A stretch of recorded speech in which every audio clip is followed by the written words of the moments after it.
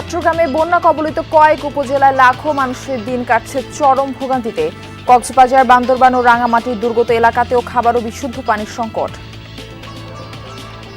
3 দিন না খাওয়া ছিল, রান্না করতে পারি না পানির মধ্যে। কোনো একজন দেওয়ার লোকজনও আসে না, আইয়ে না তো ওই আসে মেইন রোড মধ্যে আসে, এখান থেকে চলে যায়। সব কিছু নষ্ট হয়ে গেছে গা। 8-9 দিন ধরে সাইকেল সেন্টারে পুরে নিয়েছিলাম। মানবিকতার ভিত্তিতে সকল ধর্মের মানুষকে নিয়ে এগিয়ে যেতে চায় সরকার, বললেন প্রধানমন্ত্রী বরিশালে বিভিন্ন কর্মসূচিতে অংশগ্রহণ। আগামী 1 বছরের মধ্যে সারা বাংলাদেশে আমরা 41 লক্ষ পরিবারের কাছে আমরা ফ্যামিলি কার্ড পৌঁছে দেব ইনশাআল্লাহ। সড়ক সংস্কারের কথা বলে জামালপুরে অভিনব প্রতারণা। জনপ্রতিনিধি ও এলাকাবাসীকে ধোঁকা দিয়ে রাস্তার ইট তুলে বিক্রি করেছে একটি চক্র।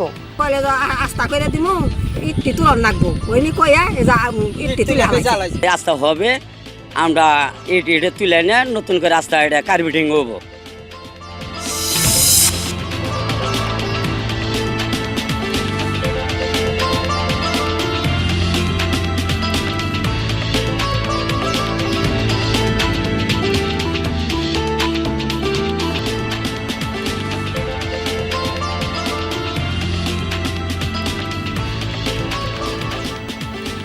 আমন্ত্রণ সংবাদ সারা দেশে, আপনাদের সঙ্গে থাকছি আমি মারফি রহমান। এতক্ষণ শিরোনাম দেখছিলেন, এবার বিস্তারিত।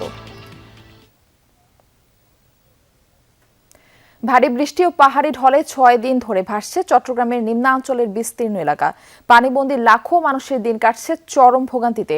সংকট দেখা দিয়েছে খাবার ও বিশুদ্ধ পানির। সবচেয়ে বেশি দুর্ভোগে বাঁশখালী, সাতকানিয়া ও চন্দনাইশ উপজেলার নিচু এলাকার বাসিন্দারা। কোথাও কোথাও ধসে পড়েছে বাড়িঘর, ভেঙেছে রাস্তাঘাট। দুর্গত এলাকার অনেকেই উঠেছেন আশ্রয় কেন্দ্রে। সাঙ্গু ও ডোলো নদী দিয়ে উজান থেকে পাহাড়ি ঢল আসা অব্যাহত থাকায় নিচু এলাকার মানুষ এখনও পানিবন্দী। সরকারিভাবে ত্রাণ সহায়তা কার্যক্রম চললেও তা অপর্যাপ্ত বলছেন স্থানীয়রা। এদিকে কিছু এলাকা থেকে ধীরে ধীরে বন্যার পানি নামতে থাকলেও ভোগান্তি কাটেনি বাসিন্দাদের। বসবাসের অনুপযোগী হয়ে পড়েছে বসতভিটা। 3 দিন না খাওয়া ছিল, রান্না করতে পারি না পানির মধ্যে। পানি যখন একটু কমছে, গ্যাসের সিলিন্ডারের মধ্যে আমরা কিছু রান্না করে আর দেখছি না বাজে গইলে পানি আর দেখি আর ছোট বয়সে আর বাংলাদেশ স্বাধীনতা দিয়ে এই পর্যন্ত পাকিস্তান এসছে। আল্লাহ ইয়েকে দেখাইলে দিই না উচ্চতর লেভেলের কোনো একজন দেওয়ার লোকজনও আসে না, আইয়ে না তো ওই আসে মেইন রোড মধ্যে আসে, এখান থেকে চলে যায়। বন্যা পরিস্থিতি সম্পর্কে জানাতে চট্টগ্রামের বাঁশখালী থেকে আমাদের সঙ্গে যুক্ত হচ্ছেন সহকর্মী শহীদুল সুমন। সুমন, বাঁশখালীর বন্যার কি পরিস্থিতি এখন দেখতে পাচ্ছেন? পানি নামতে শুরু করেছে কিনা এবং যারা বানভাসী রয়েছেন তাদের কাছে পর্যাপ্ত ত্রাণ সহায়তা পৌঁছাচ্ছে কিনা এই বিষয়টি একটু জানাবেন। মারফি, ভোর থেকে বাঁশখালীতে আমরা আসলে বৃষ্টি হতে দেখিনি, সূর্যের আলো উকি দিয়েছে। ফলে নিচু এলাকা যেগুলোতে আসলে এতদিন জলাবদ্ধতা ছিল, অর্থাৎ বন্যার পানি জমেছিল, সেটি কিন্তু ধীরে ধীরে নেমেছে। আমরা এখানকার যারা স্থানীয় বাসিন্দারা রয়েছেন তাদের সাথে কথা বলেছিলাম। তারা আসলে বলছেন গতকালের তুলনায় আজকে কয়েক ফুট, অর্থাৎ 2 থেকে 3 ফুট পানি আসলে নেমে গিয়েছে এবং বাকি পানিগুলো কারণেই আসলে সাধারণ মানুষের যে ভোগান্তি সেটি আমরা দেখছি। আসলে এখানকার সাধারণ মানুষ যেটি বলছে যে তাদের কাছে খাবারের সংকট যেমন রয়েছে তেমনি কিন্তু আসলে তীব্র আকার ধারণ করেছে তাদের কাছে, সেটি হচ্ছে বিশুদ্ধ পানির। তারা বলছে এতদিন বৃষ্টিপাতের কারণে বৃষ্টির পানি খেয়ে তারা তাদের যেই তৃষ্ণা সেটি মিটিয়েছেন, তবে যেহেতু বৃষ্টি নেই সেক্ষেত্রে এখন সবচেয়ে বেশি প্রয়োজন সেটি হচ্ছে বিশুদ্ধ পানি। এর বাইরে স্যানিটেশন সব সমস্যার কথা আসলে সবচেয়ে বেশি বলছে, বিশেষ করে যারা নারী এবং শিশুরা রয়েছেন তাদের স্যানিটেশন সমস্যা সবচেয়ে বেশি তীব্র আকার ধারণ করেছে। সেনাবাহিনী, বিজিবি কিংবা সরকারি বেসরকারি উদ্যোগে অনেকেই ত্রাণ নিয়ে বাঁশখালীতে আসছেন। তবে যারা সড়কের পাশে রয়েছেন তারা সবচেয়ে বেশি ত্রাণ পাচ্ছেন, বিশেষ করে যেসব দুর্গম এবং দুর্গত এলাকা রয়েছে সেই এলাকাগুলোতে আসলে খুব বেশি ত্রাণ পৌঁছাচ্ছে না। ফলে সেই জায়গাগুলোতে ত্রাণ পৌঁছানোর জন্য আসলে সেখানকার যারা বানভাসী মানুষ রয়েছেন তারা আসলে আকুতি জানিয়েছেন। মারফি, সুমন, ধন্যবাদ যুক্ত হবার জন্য। আমরা বন্যা পরিস্থিতি সম্পর্কে আরো একটু বিস্তারিত তথ্য জেনে আসবো সহকর্মী এহসান আল কুতুবের কাছ থেকে। এহসান, আপনি তো কক্সবাজারে রয়েছেন, সেখানকার দুর্গত এলাকার সার্বিক পরিস্থিতিটা আমাদের জানাবেন। আমি কক্সবাজারের সবচেয়ে বেশি জলবদ্ধতা যেখানে, বন্যা যেখানে বেশি হয়েছে, ক্ষতিগ্রস্ত যেখানে বেশি, এটি হচ্ছে পেকুয়া চকরিয়া এবং মাতামুহুরি এলাকা। আমি এই মুহূর্তে পেকুয়ায় আছি। আপনি নিশ্চয়ই দেখতে পাচ্ছেন আমি এমন একটা জায়গায় দাঁড়িয়েছি, আমার পেছনের অবস্থা দেখতে পাচ্ছেন। এখনো পর্যন্ত যত চোখ যাচ্ছে থই থই পানিতে একেবারে অনেক ঘর বাড়ি এখনো পর্যন্ত ডুবে আছে। এবং হচ্ছে তবে গতকাল দুপুরের পর থেকে কিছুটা পানি নামতে শুরু করেছে এবং এটা এক প্রকার স্বস্তি বলতে পারি। কারণ হচ্ছে বৃষ্টি না হওয়ায় মূলত এই পানি নামতে শুরু করেছে এবং এটির কারণে বিভিন্ন জায়গায় আমরা দেখছি এই পানি যে দিক দিয়ে নামবে বিভিন্ন কালভার্ট দিয়ে, সেই কালভার্টগুলোতে অনেক অসাধু ব্যক্তি মাছ ধরার জন্য জাল দিয়ে পানি আটকে রাখছে। প্রতিবন্ধকতা আমরা দেখতে পাচ্ছি। এমন একটি জায়গায় এসেছি যেখানে সালাউদ্দিন আহমেদের পক্ষ থেকে এখানে যারা কাজ করছেন পানি প্রতিবন্ধকতা কোথাও হচ্ছে কিনা সেটি দেখার জন্য যারা কাজ করছেন তারা এসেছেন। তারা এসে সেটি জালটি তারা তুলে ফেলছেন এবং অভিযুক্ত ব্যক্তির বিরুদ্ধে বিভিন্ন ব্যবস্থা নেওয়ার জন্য তারা প্রশাসনের কাছে আবেদন করবেন। এবং এটি হচ্ছে কক্সবাজারের চকরিয়া, পেকুয়া সহ বিভিন্ন জায়গায় কিন্তু এ ধরনের অনেক অসাধু ব্যক্তি আছে যারা পানি চলাচলে প্রতিবন্ধকতা সৃষ্টি করছে এই মুহূর্তে মাছের লোভে। মারফি। এহসান, ধন্যবাদ যুক্ত হবার জন্য। মৌসুমী বায়ুর প্রভাবে আজও দেশের বিভিন্ন স্থানে বৃষ্টি হচ্ছে। কোথাও কোথাও জলাবদ্ধতায় ভোগান্তি পোহাতে হচ্ছে বাসিন্দাদের। কুমিল্লায় ভারী বৃষ্টিতে তলিয়েছে শহরের ঠাকুরপাড়া স্টেডিয়াম এলাকা, রেসকোর্স, কালিয়াজুড়ি সহ বিভিন্ন এলাকা। সড়ক ডুবে থাকায় যাতায়াতে দুর্ভোগ পোহাতে হচ্ছে। জলাবদ্ধতার কারণে সকালে বিপাকে পড়েন স্কুল কলেজগামী শিক্ষার্থী ও অফিসগামী মানুষ। কোথাও কোথাও পানি ঢুকেছে বাসাবাড়ি, দোকানপাটেও। শহরবাসীর অভিযোগ, অপরিকল্পিত ড্রেনেজ ব্যবস্থার কারণে বৃষ্টি হলেই জলাবদ্ধতার ভোগান্তি পোহাতে হয়। এতে ক্ষোভ জানিয়েছেন তারা। জলাবদ্ধতা নিরসনে ড্রেন, নালা পরিষ্কারের কার্যক্রম চলমান রয়েছে বলে জানিয়েছে প্রশাসন। এই পর্যায়ে আমরা কুমিল্লার বন্যা পরিস্থিতি সম্পর্কেও জেনে আসবো। আমাদের সঙ্গে যুক্ত হচ্ছেন আমাদের সহকর্মী খোকন চৌধুরী। খোকন, কুমিল্লার চিত্রটা কেমন? জলাবদ্ধ এলাকার চিত্র একটু জানতে চাই এবং সেখানে যারা দুর্ভোগে রয়েছেন যে সকল মানুষ, তাদের কথাটা একটু বলবেন। মারফি, আসলে প্রথমেই বলে রাখতে চাই কুমিল্লার যেই জলাবদ্ধতা সেটি কিন্তু আসলে দীর্ঘদিনেরই। অল্প বৃষ্টি হলেই কিন্তু শহরের অলিগলি পানিতে তলিয়ে যায়। আজকের যে বিষয়টি আপনি জানেন যে সাম্প্রতিক সময়ে কিন্তু এইচএসসি পরীক্ষা চলমান রয়েছে। আজকে সবচেয়ে যে ভোগান্তির চিত্রটি আমাদের নজরে এসেছে সেটি হচ্ছে যারা পরীক্ষার্থী ছিলেন তারা কিন্তু এই হাঁটু সমান, হাঁটুরও বেশি পানি, সেই পানি দিয়ে কিন্তু তাদেরকে পরীক্ষার হলে যেতে হয়েছে। যদিও পরীক্ষার স্থানটি চেঞ্জ করে 2 তলা, 3 তলা, 4 তলা করা হয়েছে, কিন্তু আমি এখন যেই জায়গাটিতে রয়েছে এটি কুমিল্লা নগরের মহিলা কলেজের সামনে রয়েছি।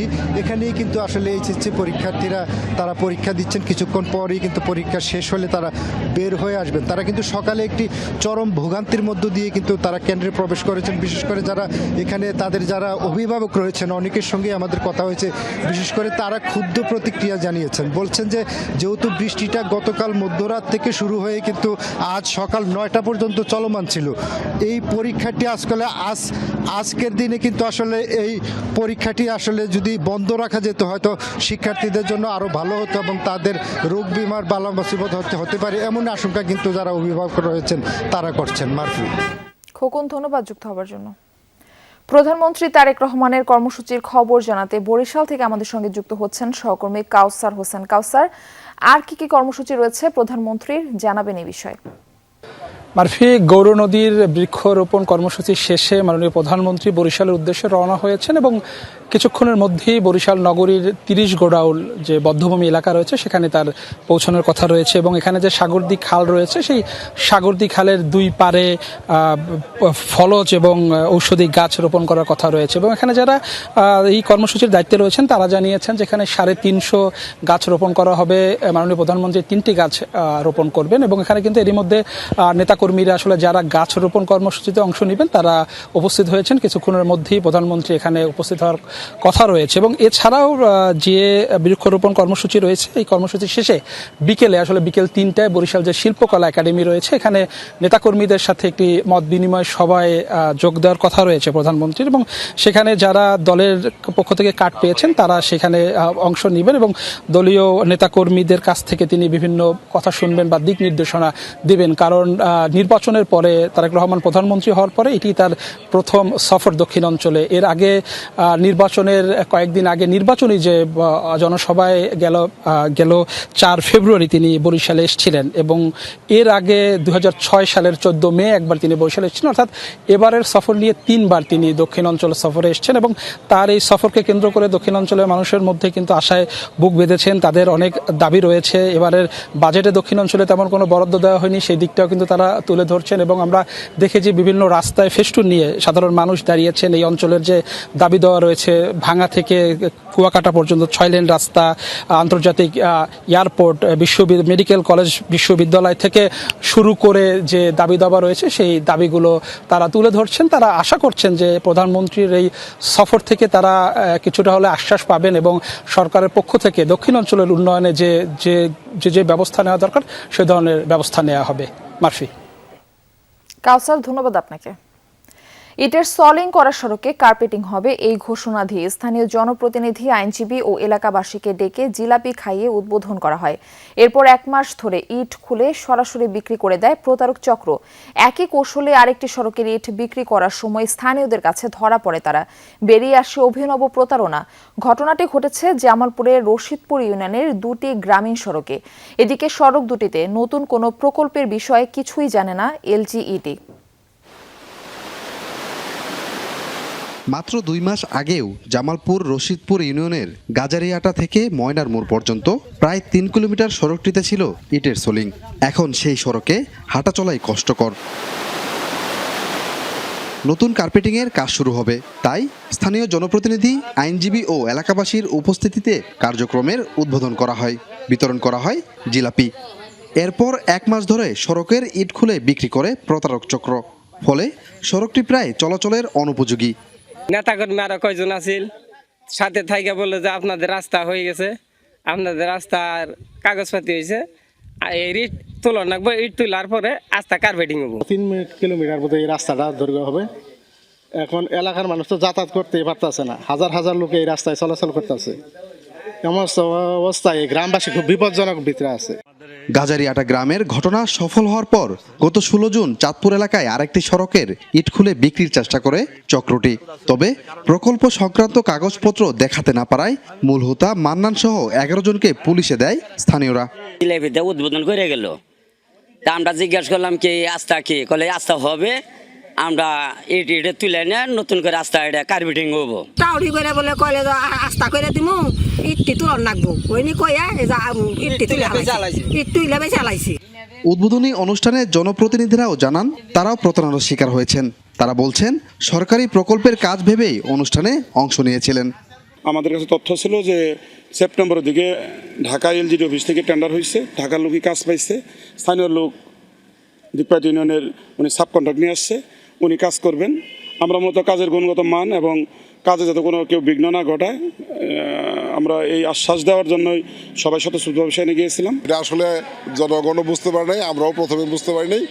পরবর্তী সময়ে আমার সন্দেহের উদ্যোগ হলে এটা আমি স্থানীয় এলজিডি চিফি নির্বাহী প্রকৌশলের সাথে কথা বলি, আমাদের সদর উপজেলায় আমি খোঁজ নেই, কিন্তু দেখা যায় যে আসলে এইখান থেকে টেন্ডার হয় নাই। সড়ক দুটি এলজিডির আওতাভুক্ত হলেও সেখানে নতুন কোনো প্রকল্প অনুমোদনের তথ্য নেই। দুর্ভোগ এড়াতে নতুন করে সড়ক সংস্কারের কথা জানিয়েছেন সংশ্লিষ্ট কর্মকর্তারা। এই রাস্তাগুলো খুব দ্রুত গতিতে সংস্কারের ব্যবস্থা নেওয়া হয়েছে। অলরেডি একটা রাস্তা কিছুটা হলেও পুনঃসংস্কার করা হয়েছে এবং বাকিগুলো করার প্রয়োজনীয় পদক্ষেপ নেওয়া হচ্ছে। রাস্তার ইটু ট্রেনের বিষয়ে ইতিমধ্যে আমরা অবগত হয়েছি এবং এই ব্যাপারে স্থানীয় জনপ্রতিনিধির মাধ্যমে মামলা হয়েছে। প্রাথমিক হিসেবে দুটি সড়ক থেকে অন্তত 26 লাখ টাকার ইট বিক্রি করেছে প্রতারক চক্র। এখন স্থানীয়দের দাবি জড়িতদের দৃষ্টান্তমূলক শাস্তির পাশাপাশি দ্রুত সড়ক দুটি পুনর্নির্মাণ করা হোক। সাগর ফরাজি, যমুনা নিউজ, জামালপুর। এই ছিল সংবাদ সারা দেশের এখনকার আয়োজনে। এতক্ষণ সাথে থাকার জন্য সবাইকে ধন্যবাদ।